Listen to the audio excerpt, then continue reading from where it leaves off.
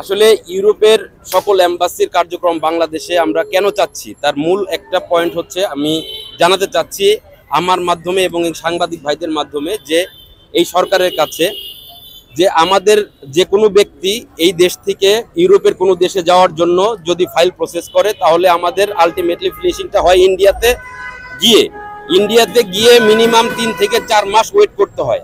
এই 3 থেকে 4 মাস ওয়েট করার পরে যদি ভিসা না হয় সেই ক্ষেত্রে একটা মানুষের প্রায় 1 থেকে 1.5 লক্ষ টাকা 1.5 থেকে 2 লক্ষ টাকা ক্ষতিগ্রস্ত হয়, ভিসা হোক আর না হোক। আর ওখানে যাওয়ার পরে যে আমাদের সিন্ডিকেটের মধ্যে পড়তে হয়, এটা বাস্তব উদাহরণ। আমার কিছু ভাই আছে যারা গত বছর গিয়ে 4 মাস ছিল, প্রায় এক একজনের 2 লক্ষ টাকা করে খরচ হয়েছে, কিন্তু আলটিমেটলি ভিসা হয় নাই।